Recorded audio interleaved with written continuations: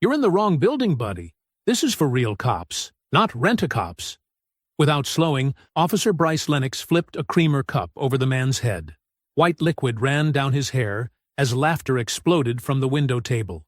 In the doorway, Sergeant Frank Nolan watched with a satisfied smile. Captain Jeremy Cole, the man at the table, didn't move. He didn't flinch or raise his voice. Instead, he quietly reached for a napkin and wiped his face with the unhurried calm of someone who had already decided exactly how this week was going to end. The laughter only grew louder. They mistook his calmness for weakness.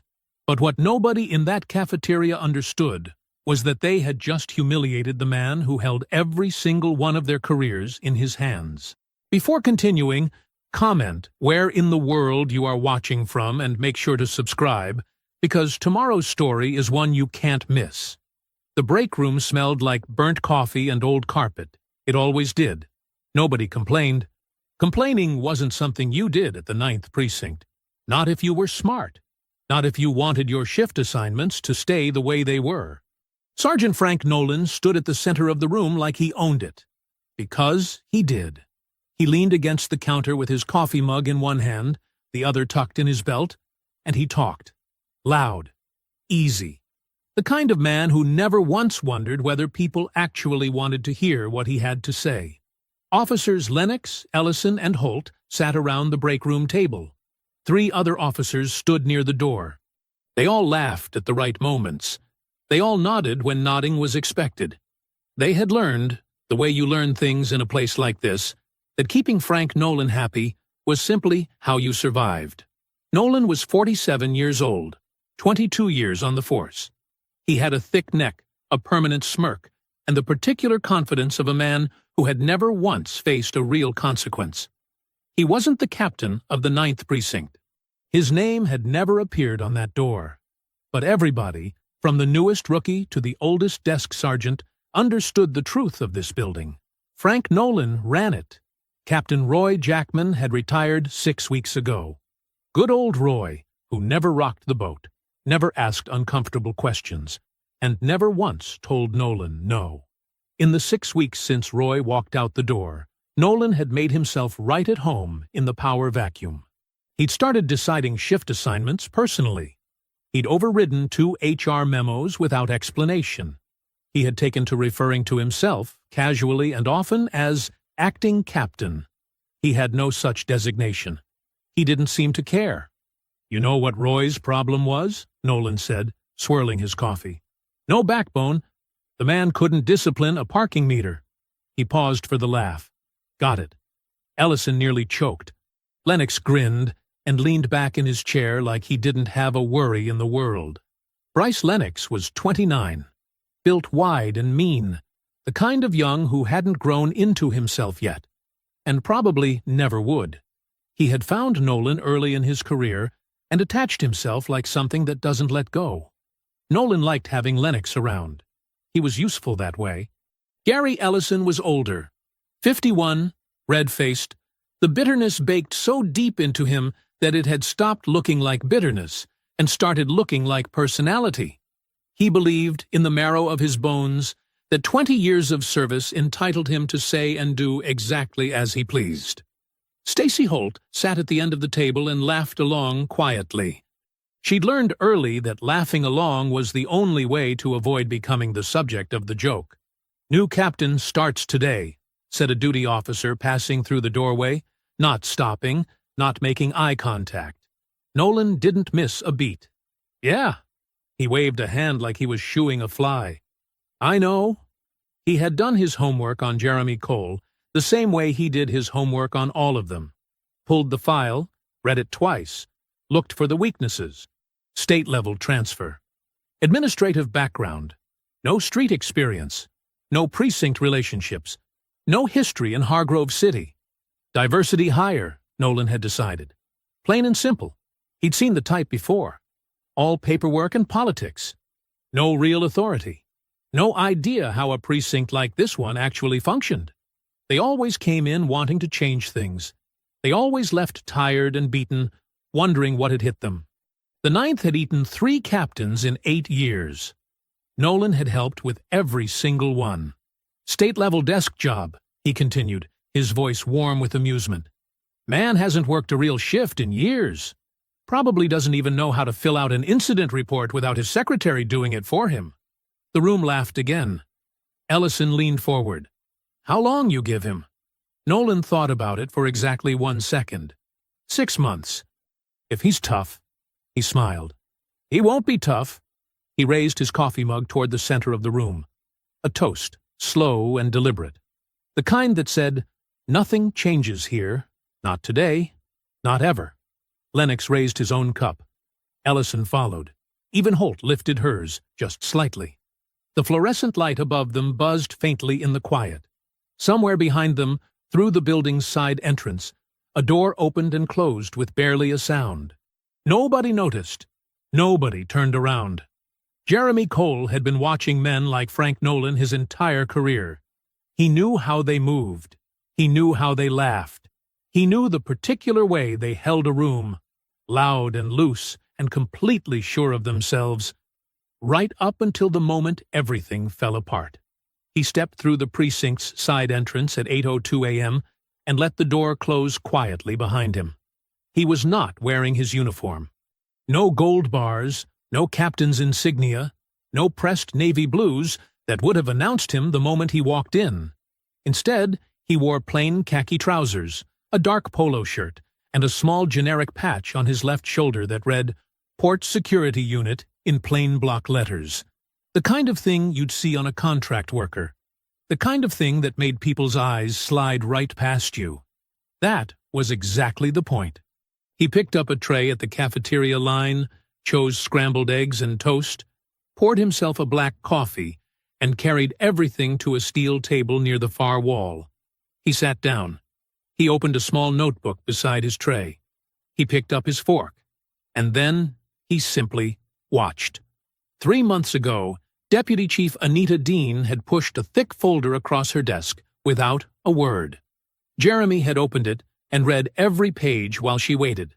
6 dismissed complaints in 4 years. 3 officers who requested transfers rather than fight. A paper trail full of holes where real records should have been. And then there was Evan Washington, 29 years old. Outstanding academy record. Assigned to the 9th full of purpose.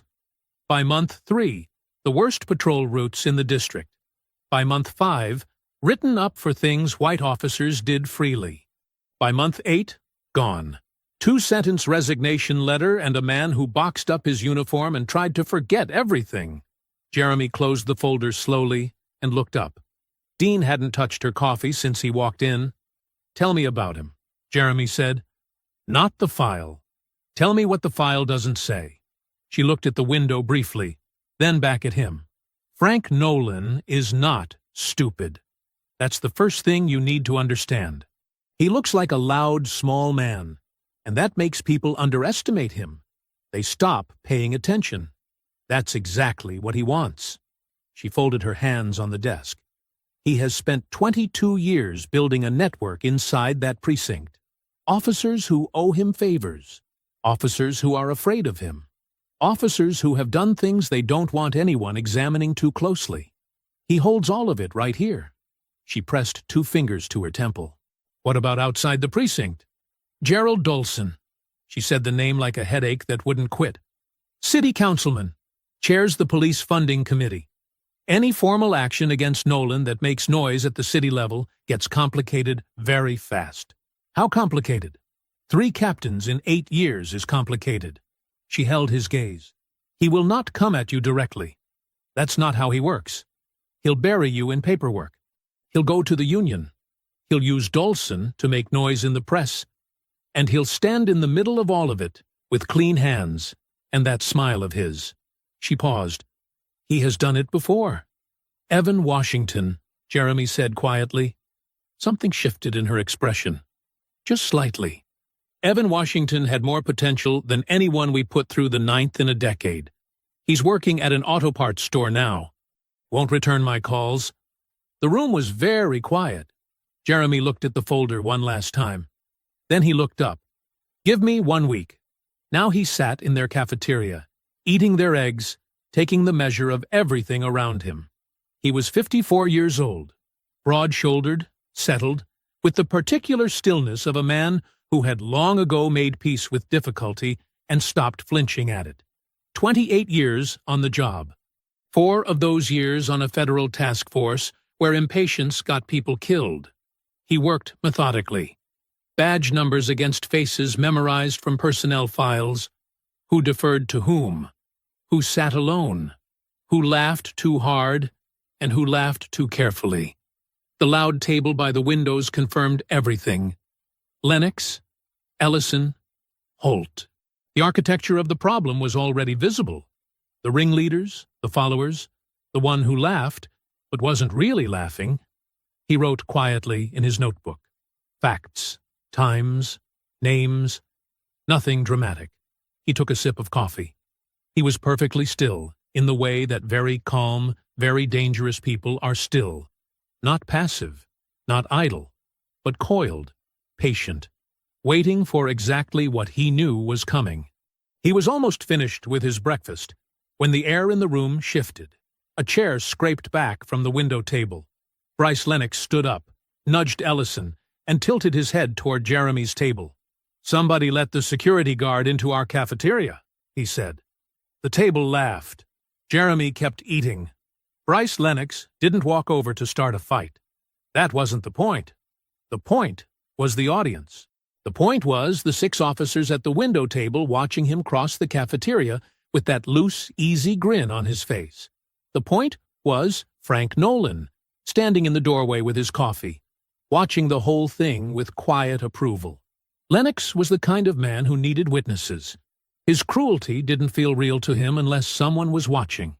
He reached the condiment station beside Jeremy's table. He didn't say anything at first.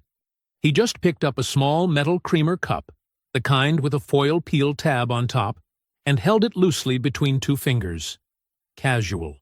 Like he'd just grabbed it on his way past. Jeremy had his fork raised halfway to his mouth. Lennox peeled back the foil tab, and he turned the cup upside down over Jeremy's head and poured it. Slow, deliberate. Every single drop. The table by the windows exploded. Ellison slapped the table so hard the coffee cups rattled. 2 officers behind him doubled over. Holt pressed her hand over her mouth. Not out of shock, out of the effort of containing how hard she was laughing. One young officer near the door turned away, shoulders shaking. Nolan, still in the doorway, did nothing. He just smiled. Jeremy went completely still. Not the stillness of a man in shock, not the stillness of someone afraid. It was a different kind of stillness altogether. Deep, deliberate, and somehow more unsettling than any reaction could have been.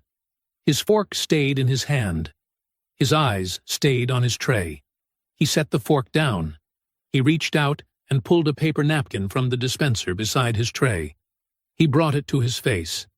He wiped the creamer from his forehead, from his cheek, from the side of his neck, slowly, carefully, the way a man wipes his hands clean after finishing a job. The laughter was still going.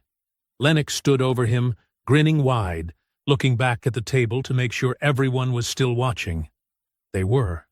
He leaned down toward Jeremy. "Close. You're in the wrong cafeteria, buddy. This is for department personnel. Not rent-a-cops." More laughter. Jeremy finished wiping his face. He folded the napkin in half and set it beside his tray. And then he looked up at Lennox. Not with anger, not with embarrassment, with something far quieter than either of those things. He looked at the badge on Lennox's chest, read the name printed on it, and then he looked directly into Lennox's eyes. "I know," he said. His voice was calm, almost gentle. "Enjoy your breakfast, Officer Lennox." The grin on Lennox's face flickered. Just for a second.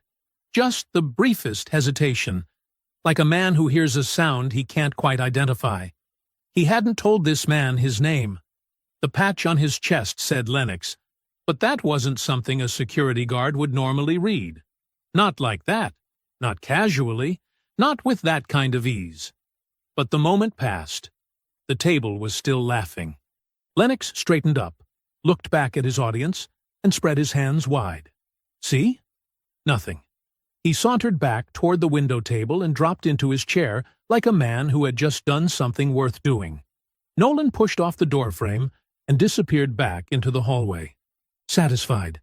The cafeteria noise filled back in around Jeremy like water closing over a stone. He sat for a moment. Still.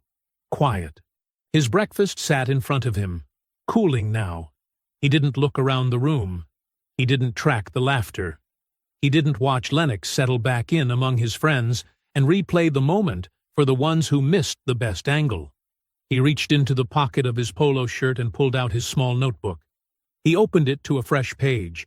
He wrote one name, Lennox. He looked at it for a moment. Then he capped his pen and slipped the notebook back into his pocket. Across the cafeteria, near the far windows on the opposite side of the room from the loud table, Officer Dawn Keller sat alone with a cup of coffee she hadn't drunk. She had watched the whole thing without moving. She wasn't laughing. She wasn't looking away either. She was watching Jeremy with a focused, careful expression, the look of someone trying to solve a problem they don't yet have all the pieces to. Jeremy picked up his fork again. He felt her watching. He glanced up briefly and met her eyes across the room. Neither of them said a word. He looked back down at his breakfast and kept eating. The briefing room filled up the way it always did. Loud near the door, quieter toward the back. The window table crew, Lennox, Ellison, Holt, claimed the same 3 seats they always claimed. Center left, close enough to the front, to look engaged without actually being engaged. Coffee cups scraped against the long table. Someone's radio crackled and was turned down. The usual low current of side conversations ran around the room like water finding its level. Nobody paid much attention to the man already standing at the front. He was in the same polo shirt from the cafeteria, the same plain khaki trousers, the port security unit patch on his left shoulder. He stood with both hands loose at his sides, not moving, not checking his phone, not doing anything in particular. Just standing there in the quiet way that certain people stand, taking up exactly the space they need and not 1 inch more. Lennox glanced at him and looked away. He leaned toward Ellison. "Why is the security contractor in our briefing?" Ellison shrugged without interest. "Probably hear about the parking lot cameras. Just ignore him." Lennox did. The room kept filling. A few officers threw a second glance at the man near the podium and arrived at the same easy conclusion. Maintenance, contractor, building services, someone from Fleet. And moved on. It was the polo shirt that did it. The absence of a real uniform. People see what they expect to see, and nobody at the 9th Precinct expected anything that morning except the same thing they got every morning. Nolan came through the door at 8:58 with 2 minutes to spare.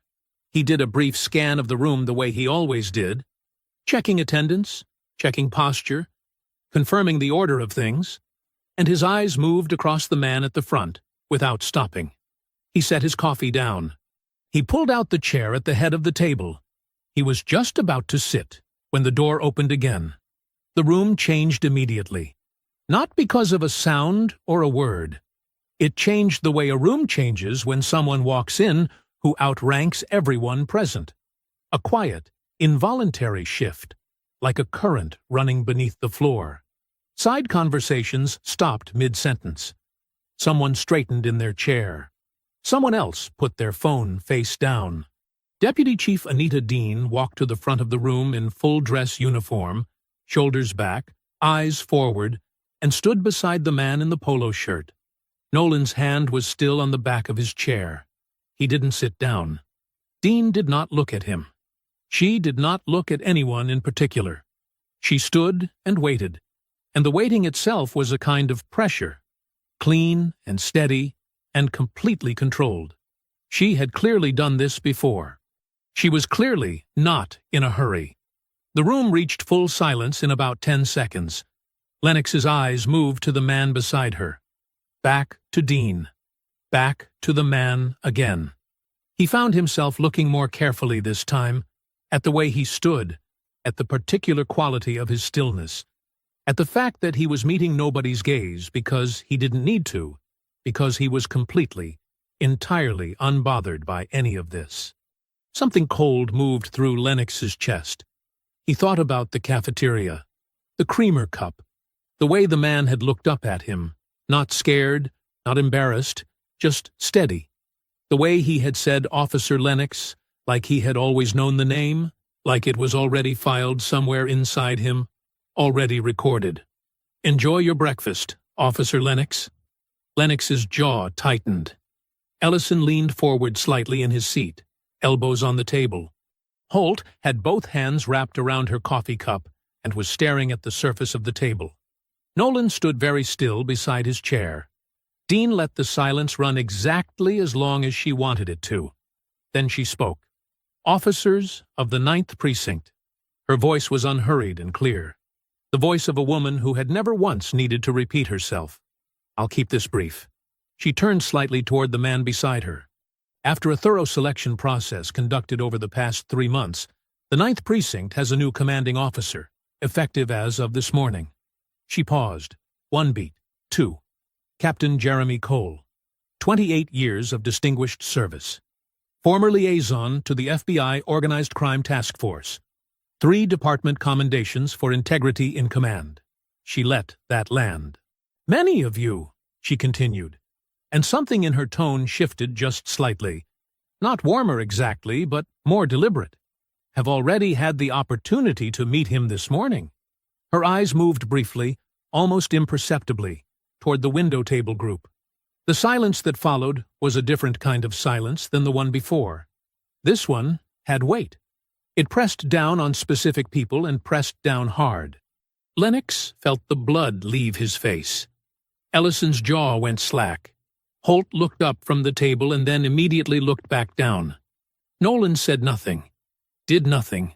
His expression had stopped being an expression and had become something else. A careful, rigid blankness, the face of a man performing composure while the floor dropped out beneath him. Dean stepped to the side.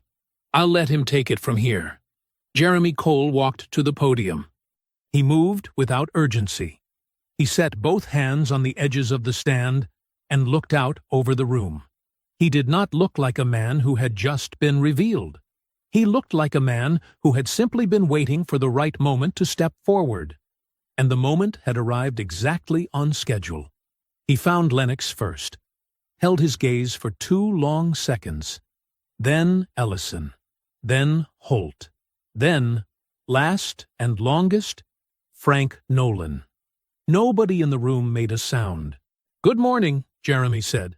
"I've already had a chance to get acquainted with some of you." He let that sentence stand alone for just a moment. "I look forward to getting to know all of you, properly, over the coming days." He didn't smile. He opened the folder in front of him and moved directly into the briefing. Shift assignments, patrol route updates, 2 pending case reviews. He was thorough and precise, and completely at ease. He ran the entire briefing the way a man runs something he has run 100 times before, without hesitation, without notes, without a single moment of uncertainty. Nobody said a word that wasn't asked of them. When it was over, the room emptied fast. Officers moved with their eyes down, conversations barely above a murmur.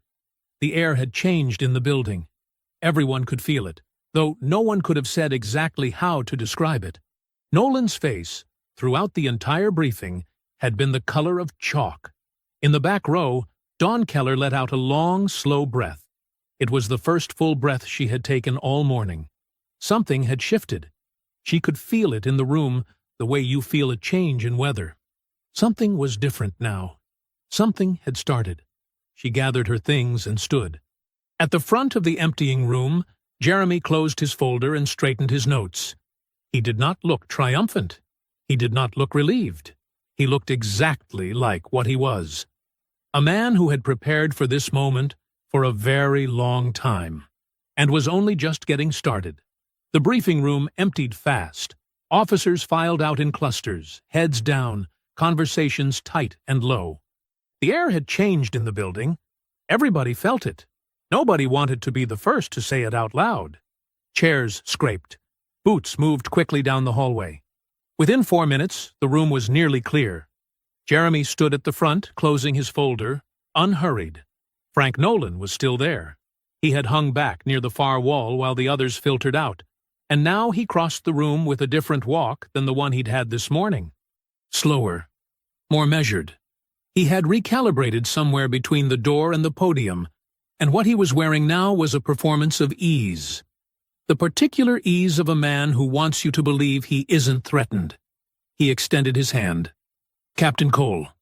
His voice was warm, practiced. Frank Nolan. I've been keeping things running around here since Captain Jackman retired. I wanted to introduce myself properly. Jeremy looked at the hand. Then he shook it. Sergeant Nolan, he said. I know who you are. Something moved behind Nolan's eyes. Brief and quickly buried.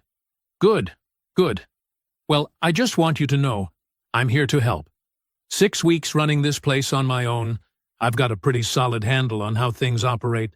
The relationships, the rhythms. Every precinct's got its own way of doing things, and the 9th is no different. He smiled. I'd love to bring you up to speed. Help you get settled. Jeremy nodded once. I appreciate that, Sergeant, he said. I'll call on you when I need you. A pause. Nolan's smile held perfectly steady. Of course. Door's always open. He left. Jeremy watched him go. Then he turned back to his folder and made a small, quiet note. 20 minutes later, Nolan found Lennox near the equipment lockers. Relax, he said, before Lennox could open his mouth. He shook my hand, smiled. Didn't say a word about this morning. He crossed his arms. Man's a pushover. Came in wanting to look reasonable, make a good first impression. He's not going to rock the boat over a creamer cup. He lowered his voice slightly. We play it calm. We play it normal. And he'll spend his first 3 months drowning in paperwork, wondering why nothing works the way he expects it to.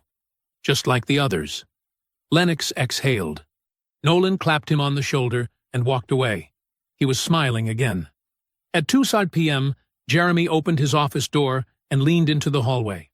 Officer Keller. Dawn looked up from her desk. Around her, 2 other officers glanced over briefly, then back at their work. My office, please. She stood, smoothed her uniform, and followed him in. He closed the door behind her. The blinds on the interior window were already angled shut. She stood near the door, hands at her sides, waiting.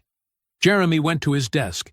He opened the bottom drawer, lifted out a thick manila folder held shut with 2 rubber bands, and set it on the desk between them. Sit down, Officer Keller. She sat. He nodded at the folder. She leaned forward and pulled the rubber bands off and opened it. She went still. Inside was everything. Photographs of incident reports. Dated complaint forms with big red dismissed stamps across the top. Personnel records with notes in the margins. A full timeline stretching back 6 years. Evan Washington's file, complete and flagged with a yellow tab. Transfer requests. Pattern analyses. Names she recognized. Dates she recognized. Things she had seen firsthand and convinced herself nobody was documenting. All of it. Documented. I've been building this for 3 months, Jeremy said, before I ever set foot in this building. This morning was part of that. He paused. You watched what happened in the cafeteria. It wasn't a question. Yes, she said quietly. I need someone on the inside who knows this precinct. Someone who has seen what I've documented and can confirm it from direct experience. He slid a second, smaller document across the desk. That is a formal internal affairs cooperation agreement. It protects you legally and places your testimony on an official record. Dawn looked at the document, then up at him. They'll know, she said. If I start talking, Nolan will figure it out. Yes, Jeremy said. Eventually. That's why the case has to be airtight before he does. She looked down at the agreement. How long have you been doing this? She asked. Coming into places like this? This is my 4th posting like this one, he said simply. I've never lost. She picked up the pen. Through the angled blinds, just barely visible, Frank Nolan stood motionless in the bullpen outside, watching the closed office door. His smile was completely gone. Tuesday morning came in gray and cold. Jeremy arrived at 7:30 a.m., 30 minutes before the first shift. He made coffee in his office, reviewed the duty roster, and had 3 case files open on his desk before most of the building had their coats off. He moved through the precinct the way he always did, quietly, attentively, missing nothing. Frank Nolan watched him do all of this, and then Nolan got to work. It started small. That was how Nolan always started. By 8:15, the precinct's internal mail routing had been quietly adjusted. Administrative reports that should have landed directly on Jeremy's desk were now cycling through a secondary processing step, an extra approval layer that Nolan had inserted into the system under the guise of streamlining the transition period. The result was a backlog, not a dramatic one, not the kind anyone could point to and call a sabotage, just enough friction to keep Jeremy buried in paperwork for hours every day. By 9 hours, Nolan had made 2 phone calls to the precinct's union representative, a soft-spoken man named Zachary Phillips, who owed Nolan 3 favors and knew it. The calls were casual, friendly, the kind of conversation that doesn't sound like anything until you understand what's being planted. Nolan suggested gently that Jeremy's Monday morning cafeteria visit, arriving unannounced in plain clothes, observing officers without identifying himself, might be worth examining from a protocol standpoint. Just raising questions, he told Phillips. Just making sure the union is aware. Phillips said he'd look into it. Nolan hung up satisfied. By 10 hours, he had found Lennox. "Listen to me carefully," Nolan said, voice low, back to the wall in the equipment corridor. "He didn't write you up yesterday. That means one of 2 things. Either he's letting it go, or he's saving it." He held Lennox's gaze. "Either way, you do not apologize. You do not acknowledge Monday morning in any form. You didn't do anything wrong.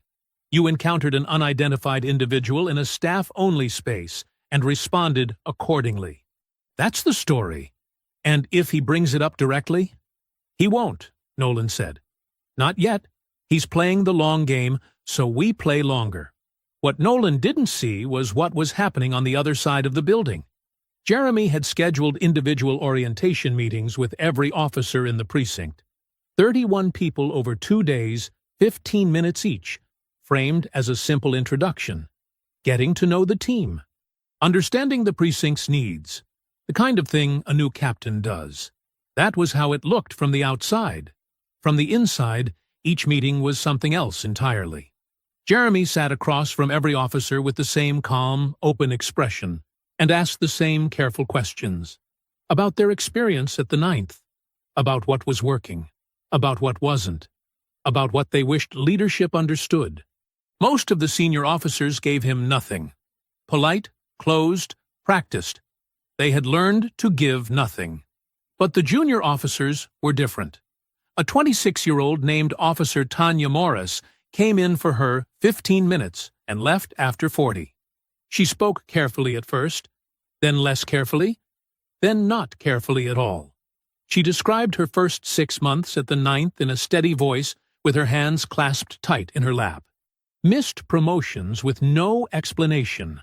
A formal complaint she had filed 8 months ago that she'd never received a response to. A shift schedule that seemed designed to isolate her. Jeremy listened without interrupting. He took quiet notes. He thanked her when she finished, and told her she had done the right thing. She looked at him like she wasn't sure she believed that yet. She was the 4th officer to give him something real. By the end of Tuesday, she was one of 8. That evening, Jeremy sat alone in his office with his encrypted tablet and his notebook side by side. The notebook had 12 names now. 4 directly documented incidents with dates and witnesses. A clear picture of a machine that had been running in the dark for a very long time. He cross-referenced everything against the dossier he had built over the previous 3 months. The patterns lined up exactly. The complaints that were filed and vanished. The officers who left without explanation. Evan Washington at the center of it all, like a wound that had never been treated. He added Tanya Morris's account to the file. Then the others. He leaned back in his chair and looked at the ceiling for a moment. In the bullpen outside, the evening shift was clocking in. Voices moved through the building. Doors opened and closed. Nolan thought he was poisoning the well. What he was actually doing was buying Jeremy time. The precinct emptied out by 6:15. The evening shift took their patrol cars. The day staff went home to their families. The building settled into its nighttime quiet. The hum of fluorescent lights, the occasional crackle of the dispatch radio, the distant sound of traffic through the windows. Jeremy stayed. He did this most evenings, not because the work required it, though it often did. He stayed because the building told you different things when it was empty. The paperwork people left unfinished, the filing patterns, the small, revealing details that got covered up during the busy hours when everyone was performing for each other. He poured a fresh coffee, went back to his desk, and opened the personnel file drawer. He pulled out the one at the very back. Evan Washington. He had read it before. 3 months ago in Dean's office, then twice more at home, alone at his kitchen table with a pen and a yellow legal pad. He knew it well enough to recite the key dates from memory. But reading a file in preparation and reading it while sitting inside the building where it happened were two completely different things. He opened it now and read it like it was the first time. Evan Washington had graduated from the academy ranked 4th in his class. His evaluations were exceptional. Instructors used words like instinctive and composed under pressure and natural leader. He had been assigned to the 9th Precinct on a Tuesday in late October, 3 years ago. The first 6 months of his file read like a success story. Commendations for 2 community interventions. A letter of recognition from a Hargrove City elementary school principal. A clean record, no disciplinary actions, consistent performance reviews marked exceeds expectations. Then the file changed. Month 7. Reassigned from the North District patrol route to the East Side Industrial Corridor. The worst wrote in the precinct. High call volume, inadequate backup coverage, systematically avoided by senior officers. No explanation noted in the file. Month 8. First write-up. Failure to complete post-incident documentation within the required window. Jeremy looked at the date and cross-referenced it against the duty roster he had quietly pulled last week. Evan had been working a double shift that day, covering for an officer whose absence was approved by Nolan personally. Month 9. Second write-up. Insubordination. The details were vague to the point of being meaningless. Failure to comply with supervisory directive. With no specifics, no witnesses named, no documentation of what the directive actually was. Month 10. Formal complaint filed by Evan. Targeted harassment. Discriminatory shift assignments. Hostile work environment. 3 pages, detailed and specific, with dates and incident descriptions. Jeremy turned to the next page. The complaint had been routed through the precinct's internal review process. The reviewer was listed as Sergeant Frank Nolan, finding insufficient evidence to support the claim. Complaint dismissed. Evan had never been notified of the outcome. There was no record of anyone informing him. His copy of the dismissal notice, which protocol required be delivered in person, had never been signed for. Nolan had buried it without leaving a fingerprint. Month 11. Evan filed a transfer request. It was denied within 48 hours, faster than the standard processing time, which typically took 2 weeks. The denial was signed by Nolan. Month 12. Evan Washington submitted his resignation. 2 sentences, no explanation, no exit interview conducted. The file ended there. Jeremy closed it slowly. He sat with it in his hands for a long moment. The building was quiet around him. Somewhere down the hall, a door swung shut on its hinge. He thought about what Dean had told him. Working at an auto parts store. Won't return my calls. He thought about a 29-year-old man who had wanted this, who had been 4th in his class, who had gotten a letter from an elementary school principal, who had put his uniform in a box and tried to pretend the whole thing hadn't happened, because fighting it felt like throwing himself at a wall that didn't move. Jeremy set the file on the desk. He picked up his pen and turned to a fresh page in his notebook. He wrote Evan's name at the top. Beneath it, he began a clean, organized summary of every documented incident. Dates, file references, cross-references to other officers' accounts. Precise. Thorough. The kind of documentation that couldn't be dismissed. He thought about calling Evan tonight. He decided against it. The case wasn't strong enough yet. Bringing Evan in too early meant exposing him before the protection was fully in place. When he called, the ground needed to be solid. He owed Evan Washington that much. He worked until 9:02 p.m. Then he locked the file in his desk, turned off the light, and walked out through a building that had no idea what was coming. Wednesday morning arrived with a hard frost.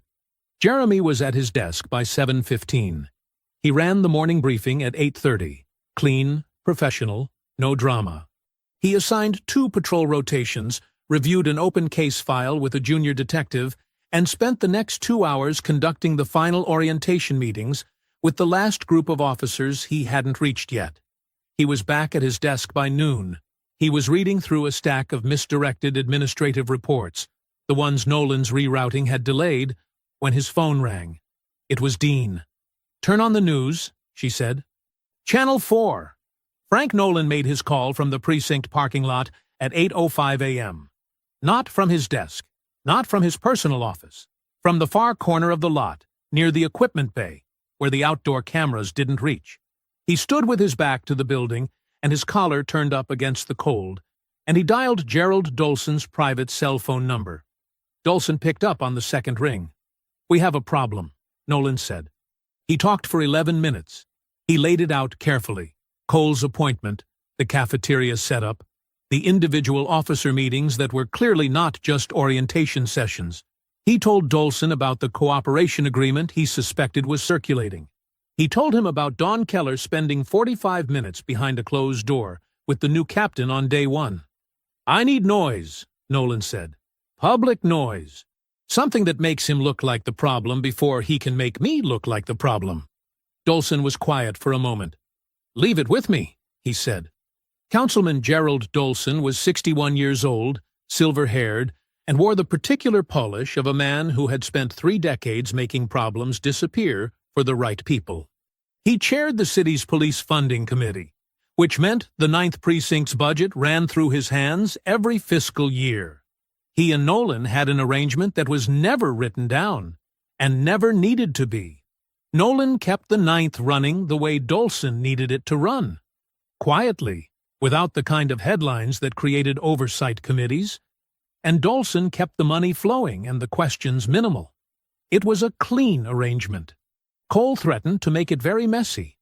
By 10:00 a.m., Dolson had called 2 community board members and a local television producer he had known for 15 years. By noon, he had scheduled a community meeting for that evening under the banner of Public Safety Accountability Forum. The invitations went out through the City Council's official communication channels, which gave it the appearance of legitimacy. By 6 p.m., Channel 4 had a camera crew in the meeting room. Jeremy watched it from his office with the volume low. Dolson stood at a podium before a half-filled community room, his expression carefully arranged into something resembling civic concern. He talked about the importance of leadership continuity at the 9th Precinct. He talked about the community's relationship with their local officers. And then, with the practiced ease of a man who had been planting suggestions his whole career, he raised his concerns about the selection process that had produced the 9th Precinct's new commanding officer. "Our community deserves leadership with deep local roots," Dolson said, looking directly into the camera. "Leadership that understands the specific challenges of Hargrove City, not appointments made in back rooms by people with political agendas." He never said Jeremy's name directly. He didn't need to. The chyron at the bottom of the screen read, "Questions surround new 9th Precinct captain's appointment." Jeremy turned the television off. He called Dean. "Dolson chairs the funding committee," she said before he could speak. "He's politically untouchable right now. Taking a direct run at him would create more noise than it solves." "I know," Jeremy said. He's trying to delegitimize you before you can build traction. Make you look like the controversy so nobody looks at Nolan. I know that too. A pause. So, what do you do? Nothing, Jeremy said. Not yet. He hung up. He opened his notebook to a fresh page. At the top, he wrote 2 words. Political infrastructure. Beneath that, in clean, even letters, Gerald Dolson. He looked at the name for a long moment. Dolson thought this was about a job title, about a rejected application, and a bruised ego, and a political appointment he wanted reversed. He thought this was small. He had no idea what was actually inside the folder sitting in Jeremy's locked desk drawer.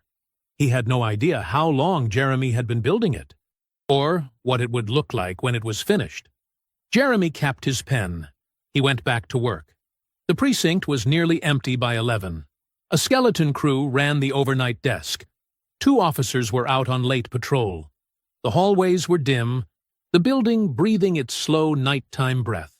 The hum of servers in the equipment room, the distant squawk of the dispatch radio, the occasional creak of the old heating system working against the cold. Dawn Keller sat alone at a terminal in the records room with a cup of cold coffee and a growing sense of unease. Her authorized access to the precinct's historical complaints database had been granted at Jeremy's request, quietly processed through official channels that afternoon. On paper, she was conducting a routine records audit, the kind of administrative task that nobody looked twice at. In practice, she was working her way backward through 6 years of filed complaints, cross-referencing dismissal dates, reviewer signatures, and routing logs. Every thread led to the same place. Every single one. She had been at it for 2 hours when she heard footsteps in the hallway. She minimized her screen without thinking about it. The footsteps passed. She exhaled. She was reaching for her coffee when she noticed the light. Nolan's office was directly across the hall from the records room. It was always locked. She had never once seen that door open when Nolan wasn't physically present. But right now, at 11:34 p.m. on a Wednesday, the door was standing open 3 inches, and the desk lamp inside was on. She sat very still. She could hear him somewhere down the hall. The men's room, she thought, from the direction of his footsteps. She didn't move for a full 10 seconds. Then she stood up slowly, crossed the hallway, and looked through the gap in the door. The office was cluttered the way powerful men's offices get cluttered. Not from disorganization, but from accumulation. Years of favors and files, and the comfortable mess of a man who never expected anyone to go through his things. The desk was covered in papers. And there, half hidden beneath a manila folder on the left side of the desk, was a locked metal drawer that had been left slightly ajar. Protruding from the lock, barely an inch, just the end of it, was a small black USB drive, personal, unmarked, completely separate from any department system. Dawn's heart was beating very fast. She did not touch the door. She did not step inside. She pulled her phone from her pocket, angled it through the gap, and took 3 photographs. The drawer, the drive, the full desk in context. Clean and clear. She was back at her terminal with her screen restored when Nolan's footsteps came back down the hall. She heard his office door pull shut. The lock clicked. She stared at her screen without reading it. Then she opened her messages and texted Jeremy 2 words and the 3 photographs. His office. He arrived in 23 minutes. Civilian clothes, no markings. He came through the side entrance without announcement and found her in the records room. She showed him the photographs on her phone. He looked at them without speaking. He expanded the image of the drive, studied it, then set the phone down on the table between them. He went very still in the way she was beginning to recognize, not hesitation, but the particular quiet of a man running calculations faster than he was letting on. A personal drive kept completely off department systems, he said finally. Locked separately from his main files. He paused. That's either Nolan's insurance policy, or it's evidence of something we haven't found yet. How do we get it? Legally? Internal affairs subpoena. Possibly a warrant. He looked at her. Which means bringing more people into this before I'm ready. More exposure. More risk. Dawn understood what he wasn't saying. Every additional person in the circle was another potential leak. And one leak was all Nolan needed. So what do? We document what you found, exactly as you found it. And we wait until the case is strong enough that the subpoena is airtight. He picked up her phone and handed it back. You did everything right tonight. She nodded. She gathered her things. They walked out together through the side door into the parking lot. The cold hit them immediately. Dawn stopped. Both front tires of her car were flat. Not slowly deflated. Slashed clean. The cuts were deliberate and deep. She looked at them for a moment without speaking. There's no camera on this corner, she said quietly. No, Jeremy said. There isn't. He took out his phone and photographed the tires methodically. Close up, wide angle, the surrounding lot. He checked his watch and made a call to the city fleet manager's emergency line, requesting camera installation at the northeast corner of the lot. Official channels, on the record, time-stamped. He hung up and looked at her. They're guessing, he said. They don't know what you've told me.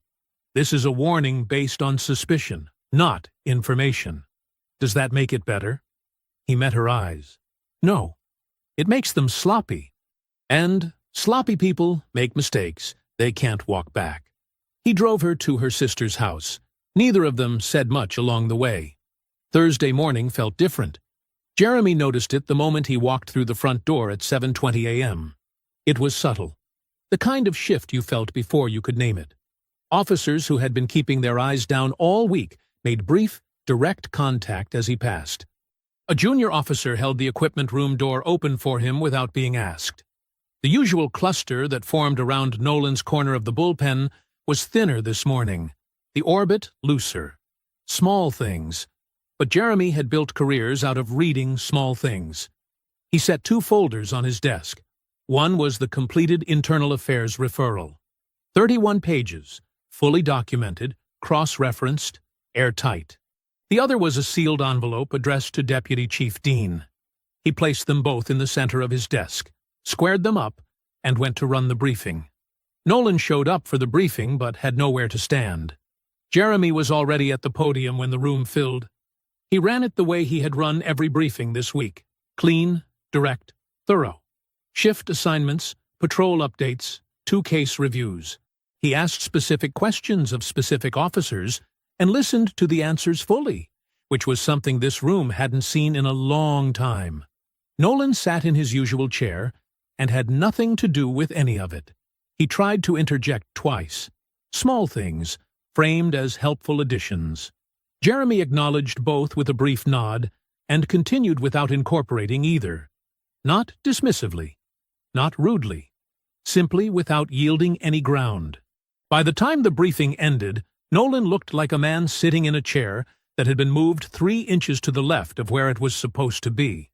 Nothing dramatic, just wrong enough to be felt.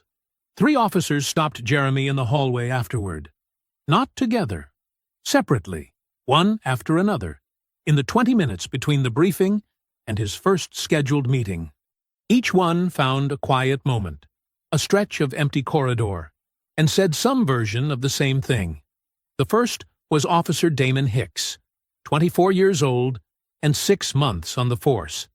He stopped Jeremy near the water fountain and spoke quickly, quietly, like a man who had been working up to this for days. He described a pattern of assignments deliberately designed to set him up to fail. Impossible quotas, inadequate backup, write-ups that appeared in his file without warning. He hadn't filed a complaint. He hadn't known if there was any point. The second was a woman named Officer Patty Marsh. 10 years on the force, the last 4 at the 9th. She handed Jeremy a folded piece of paper, a copy of a complaint she had filed 2 years ago. Personally routed to Nolan, never heard of again. She had kept her copy because something had told her to. The third said only 3 sentences, asked for nothing, and walked away. Jeremy added all of it to the file. Dean arrived at noon. She came without announcement, through the back entrance, in plain clothes, a gray coat and a leather portfolio under her arm. Jeremy met her in his office and closed the door. He slid the referral across the desk. She read it the way she read everything, thoroughly, without expression, turning each page with the same controlled attention. It took her 22 minutes. Jeremy drank his coffee and waited. When she finished, she closed the folder and set it flat on the desk. She looked at him. "This is enough," she said. "I know. I can have formal suspension paperwork drawn up tonight. We move on Nolan first thing tomorrow. Badge, sidearm, administrative hold pending full investigation. The harassment record goes to HR and the union simultaneously." She paused. "He won't see it coming." "No," Jeremy said. "He won't." She studied him for a moment. "How are you doing?" He considered the question. "Ask me Friday afternoon." She almost smiled. She gathered the referral into her portfolio and stood. "First thing tomorrow," she said. "First thing tomorrow," he confirmed. After she left, Jeremy sat alone in his office for a few minutes. The building moved around him. Phones, footsteps, the ordinary sounds of a working precinct. He opened his desk drawer and took out Evan Washington's file. He set it on the desk in front of him and looked at it.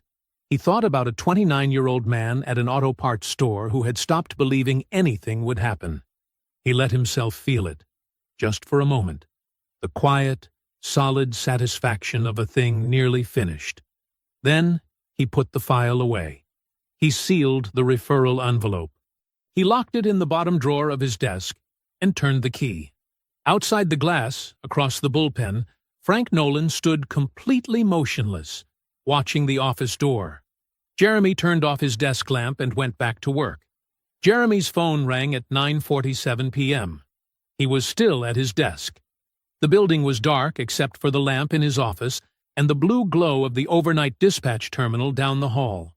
He had been reviewing Dawn's photographs of the USB drive one more time, thinking about timelines, thinking about warrants, thinking about how much longer he needed before the net was fully closed.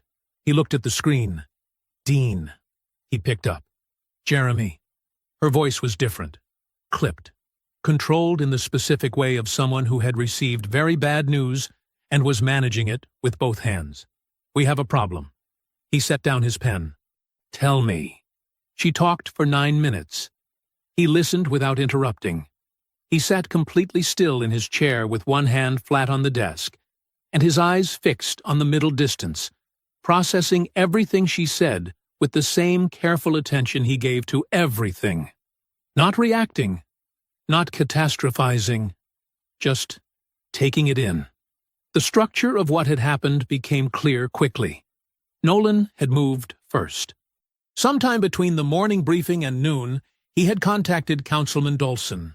Dolson had spent the afternoon working his connections at the city level, calling in debts, applying pressure through channels that never appeared in any official record. By 6 p.m., the Deputy Commissioner's office had quietly signed a bureaucratic restructuring order.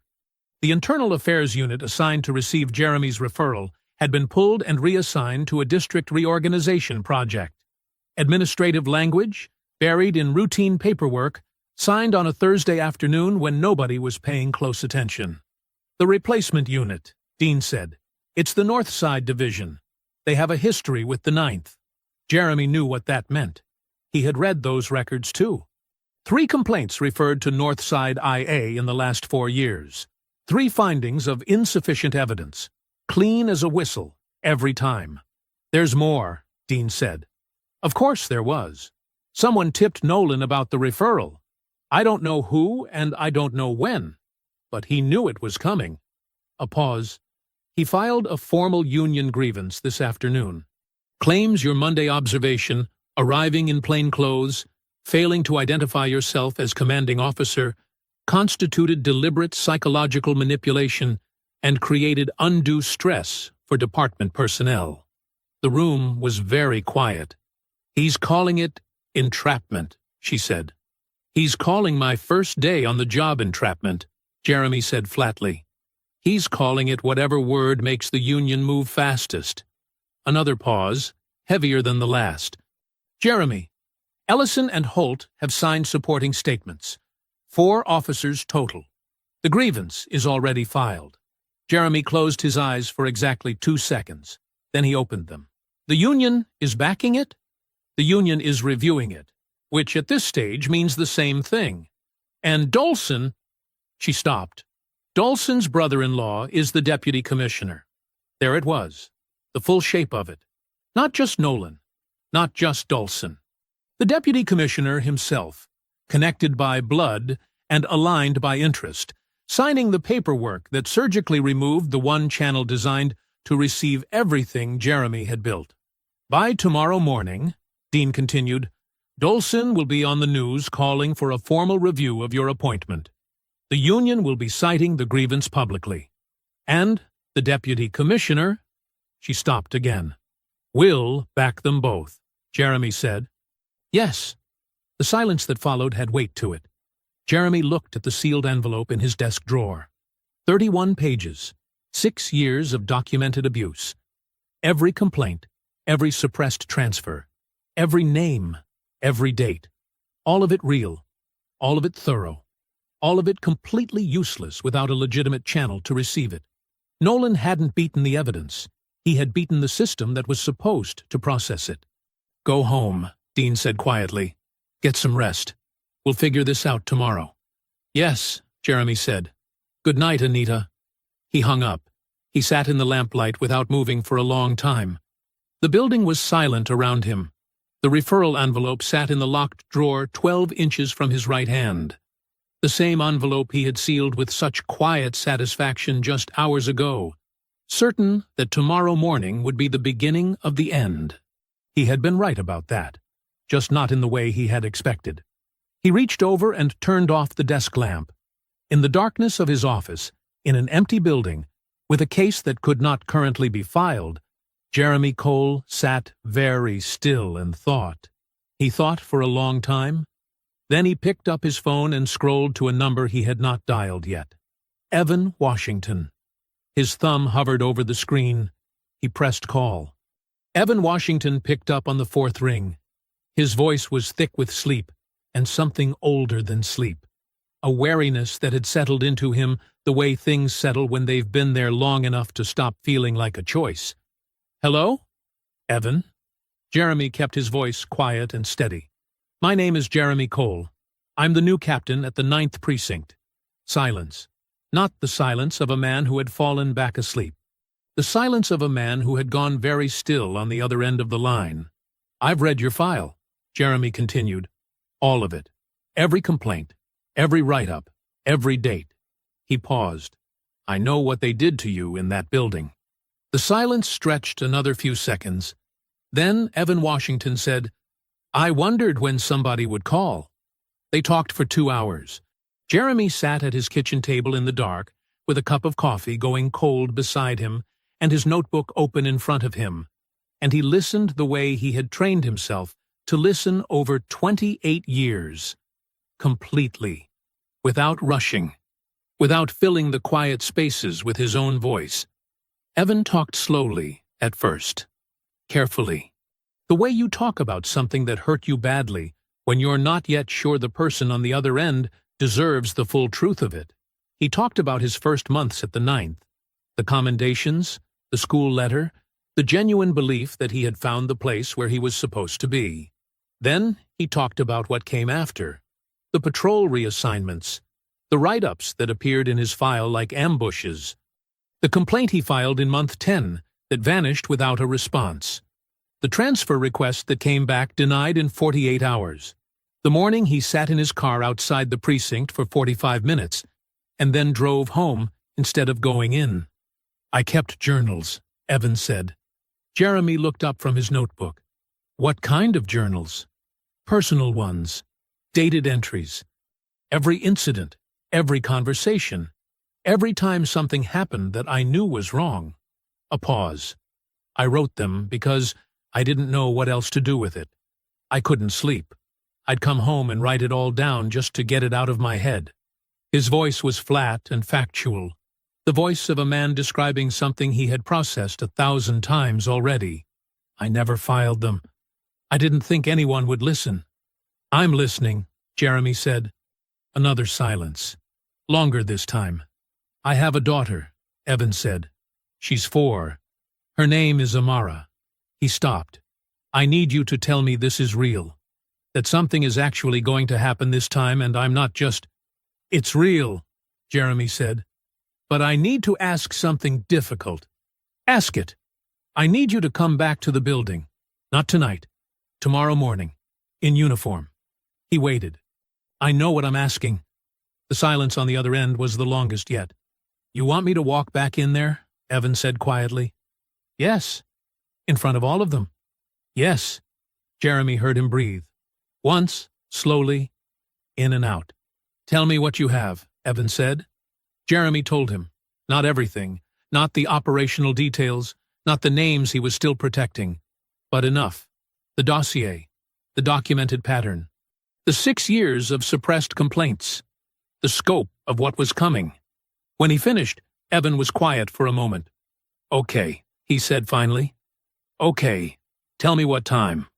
Jeremy hung up and sat with the phone in his hand. It was 2:47 a.m. He opened his contacts and scrolled to a name he had added 3 months ago and hoped he wouldn't need to use this soon. Harriet Colon, U.S. Department of Justice, Civil Rights Division. He had sent her the preliminary dossier as a precaution in December, when Dean first approached him, and the full scope of what he was walking into had become clear. He hadn't been certain the case would reach federal territory. He was certain now. The moment Dolson's brother-in-law signed that IA reassignment order, the case crossed a line. Interfering with an active civil rights inquiry, even through bureaucratic maneuvering, even with clean hands and administrative language, was a federal matter. He pressed call. She picked up on the second ring. She had been awake. "Jeremy," she said simply. "The IA unit was pulled tonight," he said. "Signed by the deputy commissioner. Dolson's brother-in-law." A pause, brief and precise. "That's obstruction," she said. "Yes." "Of a federal civil rights inquiry." "Yes." He heard the click of a lamp, the sound of paper moving. "The door just opened," Collins said. Jeremy looked out his kitchen window at the dark, empty street. "Be at the 9th Precinct at 8:30 tomorrow morning," he said.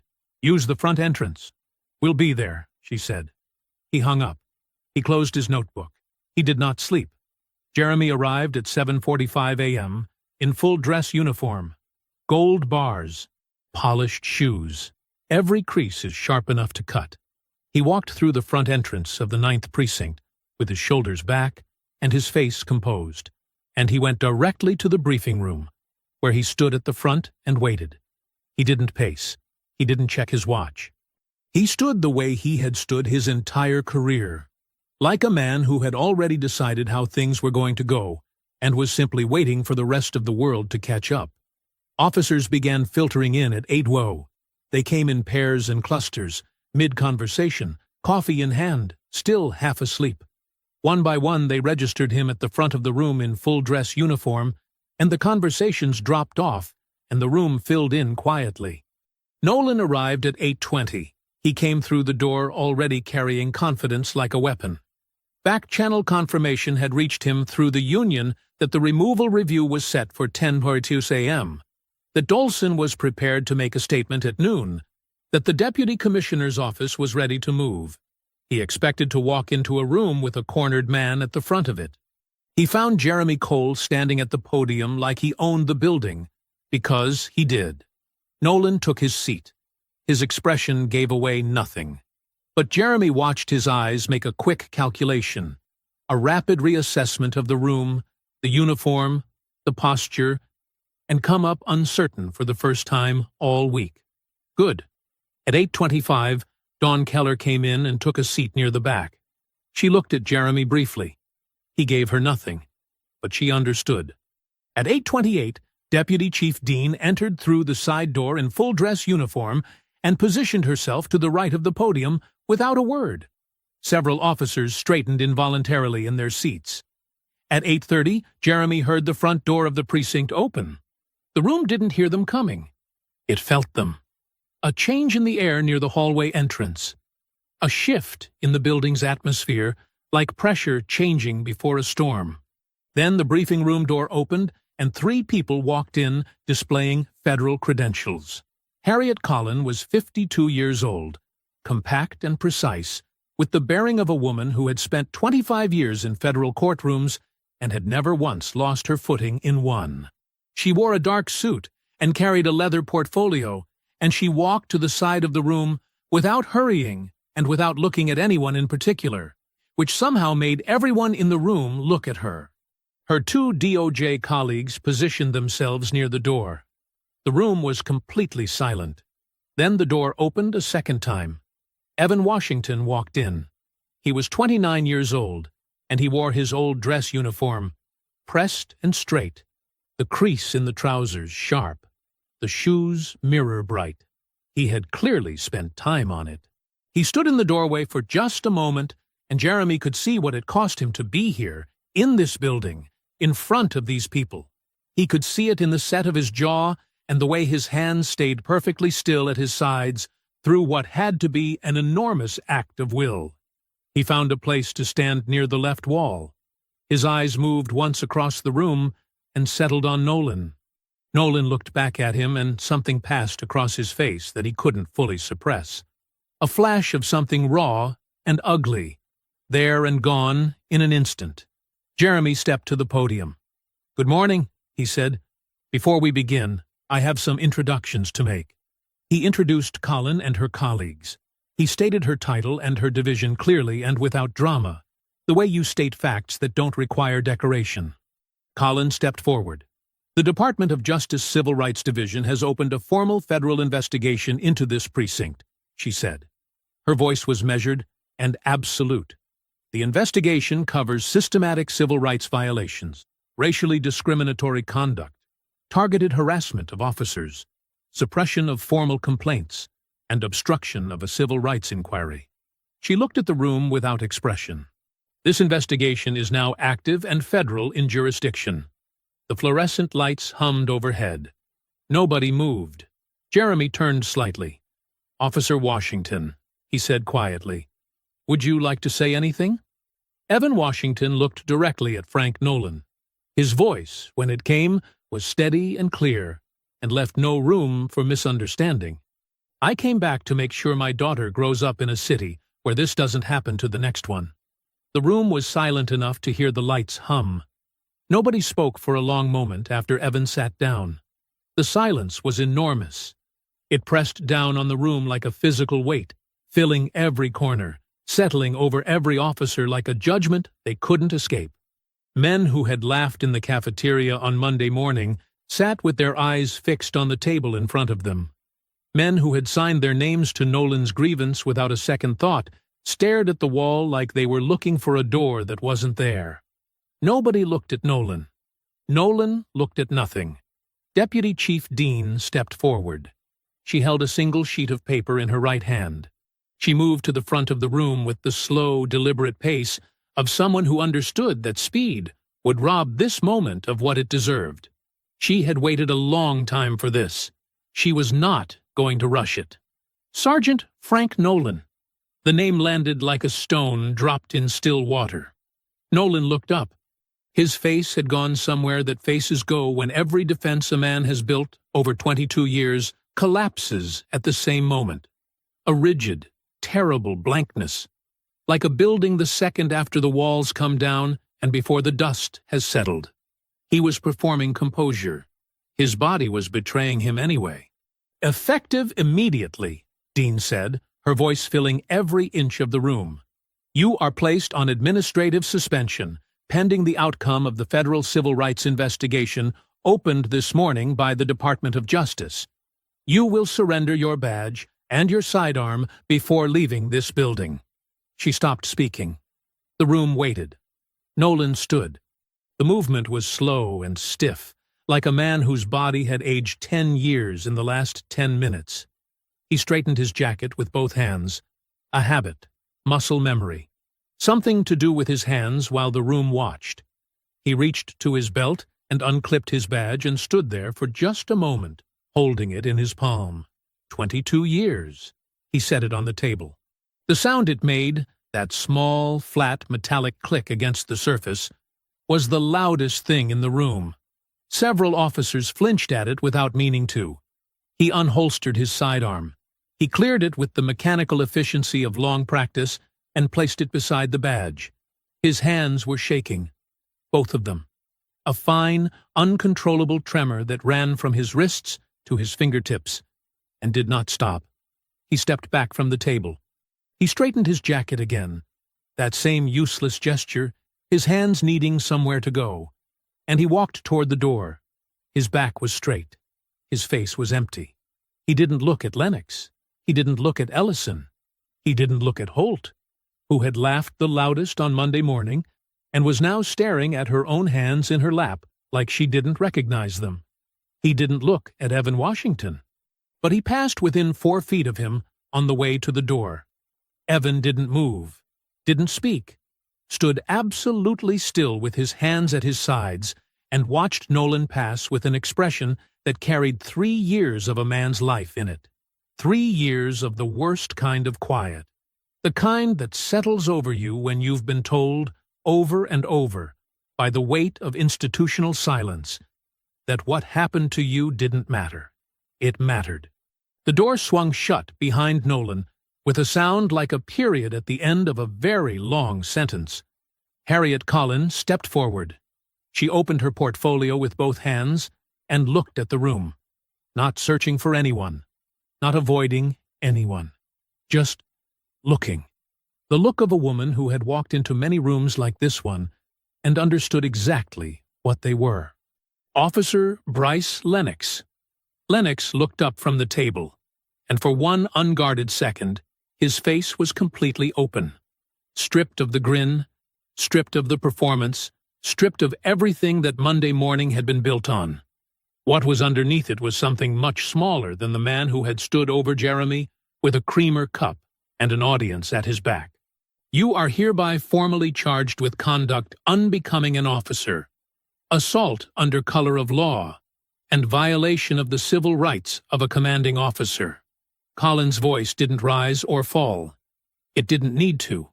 Every word was a wall. These charges have been filed with the Department of Justice and are supported by documented evidence, time-stamped records, eyewitness accounts, and the sworn statement of Captain Jeremy Cole. You are suspended without pay effective immediately.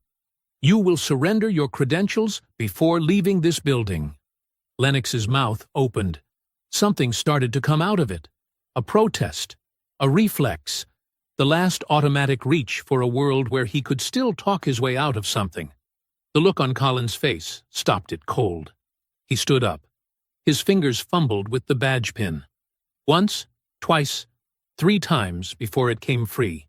He set it on the table with a hand that couldn't quite hold steady. He didn't look at Jeremy. He looked at nothing, the same way Nolan had looked at nothing, the same vacancy that descends on men when the thing they built their identity around is taken away in front of witnesses. He walked out. The door swung shut again. Ellison and Holt came next. When Collins spoke their names, Ellison's jaw worked like a man trying to chew through something too hard for his teeth. He was informed that his signed statement, the one he had put his name on without hesitation to help bury a captain who had done nothing wrong, had been flagged as potential evidence of coordinated retaliation against a commanding officer. Federal evidence now, in a federal case. His face collapsed through 3 expressions in 4 seconds. Holt said nothing. She sat with both hands flat on the table, pressing down like she needed to feel something solid, and she stared at a fixed point on the wall, and she did not cry, but it was close. She had laughed. She had sat at that table on Monday morning, and she had laughed, and she had known on some level, the way you always know, even when you choose not to, that it was wrong. Now the bill had come. The consequences reached City Hall before noon. Councilman Dolson's attorney called at 10:43 with language that made Dolson sit down mid-sentence. Federal obstruction. Not a city matter. Not something managed quietly through a funding committee over lunch. The IA reassignment, the move Dolson had been so proud of, so certain was clean, had been identified in the federal case file, and it was sitting in front of people who did not owe Gerald Dolson anything at all. He canceled the press conference. He did not return calls for the rest of the day. By 11:15, the Deputy Commissioner's office released a 4-sentence public statement of full support for the DOJ investigation. His brother-in-law's name did not appear in it. The briefing room emptied slowly, like water finding its way out. Junior officers filed past Jeremy with expressions he hadn't seen from them all week. Something open, something cautious, but real. A few made eye contact. One nodded. One, a young officer Jeremy recognized from his orientation meetings, stopped briefly beside Evan Washington on the way out and said quietly, "I'm glad you came back." Evan looked at him for a moment. "Me too," he said. Dawn Keller was last. She stood in the doorway and looked back at the room, at the empty chairs, at the table that had held so many years of silence and complicity, at Jeremy, who stood at the front, with his hands loose at his sides and his uniform straight, and his face carrying the particular expression of a man who has finished something that needed finishing. She looked at him for a long moment. Then she walked out into the hallway, and for the first time in 4 years at the 9th Precinct, she didn't brace herself as she went. She just walked. The precinct was quieter than Jeremy had ever heard it. Not empty. The phones still rang. The dispatch radio still crackled. Officers still moved through the hallways with cases to work and shifts to complete. But the particular noise that had defined this building all week, the performative loudness, the laughter that was really something else wearing laughter's clothes, was gone. The air itself felt different, cleaner somehow, like a window had been opened in a room that had been sealed for a very long time. Jeremy sat across from Dean in his office with 2 cups of coffee between them, and the afternoon light coming through the blinds in long, flat lines across the floor. She told him about the reform package. Mandatory body cameras for all in-precinct interactions, not just street patrol, but inside the building itself. A fully restructured complaints process that routed directly to an independent oversight board, bypassing the precinct chain of command entirely. A new community accountability panel with real authority and real teeth, and a formal implementation committee to build all of it from the ground up. "The city wants you to chair it," Dean said. Jeremy looked at his coffee. "They want it done right," she continued. "And they know what right looks like now." He nodded slowly. She opened her portfolio and set a single page on the desk between them. He looked at it without picking it up. 5 officers who had filed transfer requests from this precinct withdrew them this week, she said. Voluntarily. No prompting. He read the names on the page. All 5 of them. He recognized every one. From orientation meetings, from hallway conversations, from the careful, frightened way they had moved through this building at the start of the week, including Dawn Keller. He sat with that for a moment. "That," he said quietly, "is the whole win. Right there." Dean looked at him. "The federal case, the suspensions, the charges, that's not the win. That's the consequence," Jeremy said. "The win is the 5 people who decided to stay." She was quiet for a moment. Then she closed her portfolio and stood. "Get some rest this weekend, Jeremy." "Yes, ma'am," he said. She almost smiled. He found Dawn at her desk 20 minutes later. The bullpen was half full, the afternoon shift settling in. He stopped beside her desk and waited until she looked up. "My office," he said. 2 minutes. She came in, and he closed the door and remained standing. He didn't go behind the desk. He stood in the middle of the room and looked at her directly. "What you did this week," he said, "is formally noted in the federal record. Your cooperation, your courage, and your judgment. All of it on record." She absorbed that with a short nod. "There's something else," he said. He pulled a single sheet from his desk and held it out to her. "I'm recommending you for the detective track. This is the formal application." She took it. She looked at it for a long moment. "I want to be clear," Jeremy said. "This is not a reward for what you did this week. I've watched you for 5 days. The way you think, the way you move through a situation, the way you read people." He paused. "You should have been on this track 2 years ago." Dawn looked at the page. She pressed her lips together for a moment.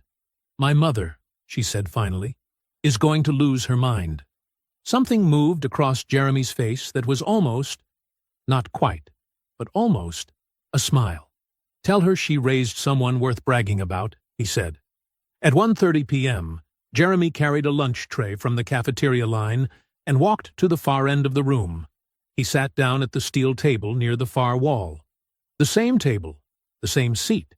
The tray in front of him, the notebook beside it, the coffee black and hot. Everything was exactly as it had been on Monday morning, except the creamer cups at the condiment station, and the sound of the room and the weight of the air, and the fact that Frank Nolan was not standing in the doorway watching with a smile on his face. Jeremy set his fork down beside his tray and looked at the table for a moment.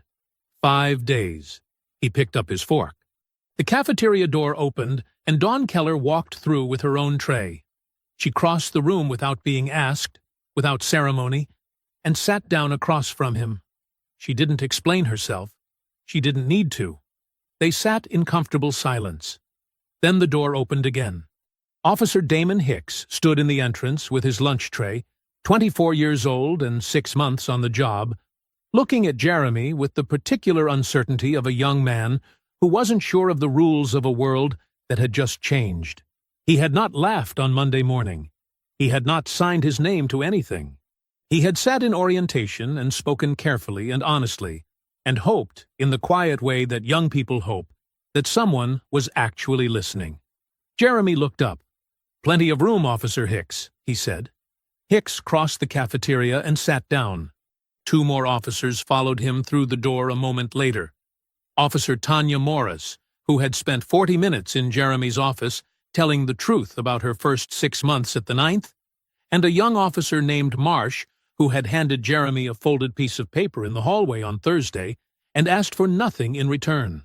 They sat down without being asked. The table filled.